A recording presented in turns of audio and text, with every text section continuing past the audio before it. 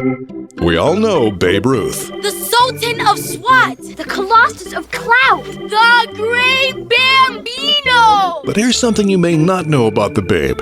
He used to wear cold cabbage leaves under his cap to stay cool during games. That's right, no pine tar, no rally caps. We're talking leafy vegetables.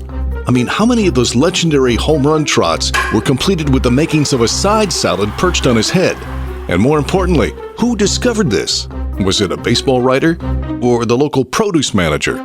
Now, these are the kind of questions that history books conveniently ignore, but we refuse to, because this is where we chase down the odd, the overlooked, and the delightfully ridiculous, whether it's a curious phrase, strange custom, or a famous ball player whose cap may have smelled a bit like vinaigrette. And if you're into that kind of stuff too, then you are in the right place. So let's step up to the plate and welcome to the podcast that answers some of the questions you've always wondered about. It's the Always Wondered podcast. Hi, I'm Rick Peterson. Thanks for joining us. It's the most spoken word on the planet. An English word that found its way into virtually every major language in the world. So have you always wondered the origin of okay? The word is extremely versatile. It can mean yes, no, maybe, mild enthusiasm, or crushing disappointment. Hey, I accidentally set your car on fire. Okay? Now, there are lots of claims to its roots. Greek, Native American, Irish immigrants, but most linguists point to, well, a bunch of bored 1800 hipsters in New England. First, we need to picture what life was like in 1839 Boston. Oh, I can help with that. Great, because for reasons no one quite understands, young educated folks started a fad of intentionally misspelling phrases and then turning them into abbreviations. It was basically 19th century meme culture. And we do something similar now. Spell cool as K-E-W-L or boys with a Z. Oh, these are fantastic. And we do abbreviations too. BRB for be right back, or TTYL for talk to you later. Oh, I can't wait to share these with my friends back home. They'll be laughing out loud. Yeah, that would be LOL. Genius. But there was one phrase that these 19th century trendsetters absolutely loved. They took all correct and purposely misspelled all with an O and correct with a K. So all correct became okay. Oh, it was hysterical. But here's where it gets even weirder. This goofy little joke might have died instantly, except for one thing: politics. In 1840, President Martin Van Buren was running for re-election. His nickname? Old Kinderhook, named after his hometown in New York. So his supporters started using okay as a campaign slogan. Vote for Old Kinderhook. He's okay.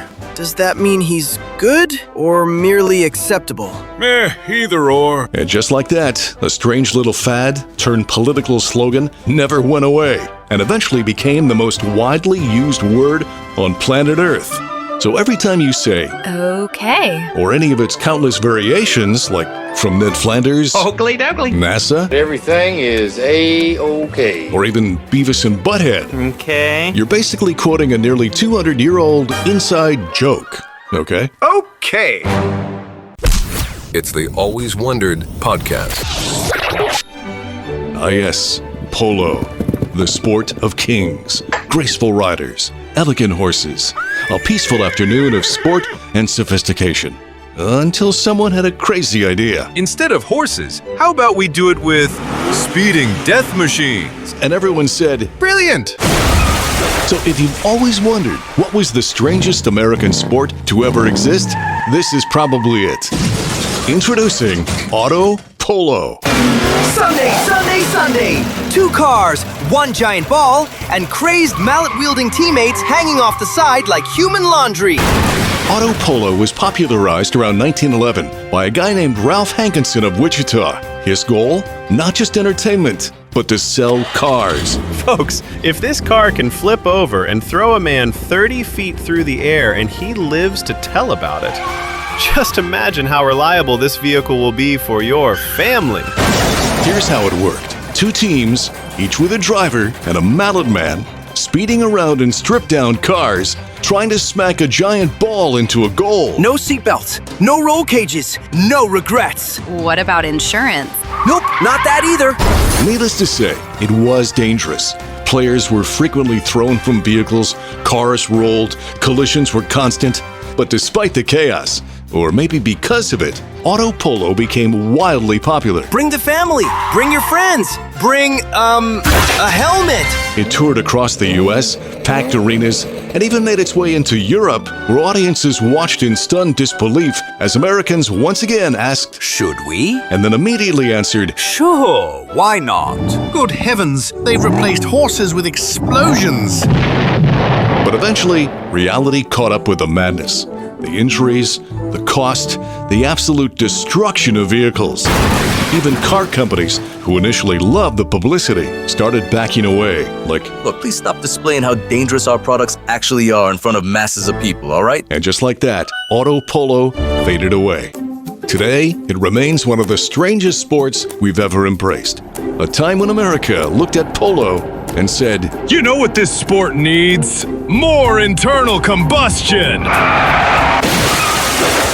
It's okay. I'll be fine. I think. They Always Wondered podcast. it's a brand new day. The sun is shining, birds are singing, and you are about to make a critical life choice. You brush your teeth. You rinse. You sparkle. You're basically a walking Minty Fresh commercial. And now you take a refreshing sip of orange juice. Yeah, we've alluded to this question in the past, and it is one of life's great foamy betrayals.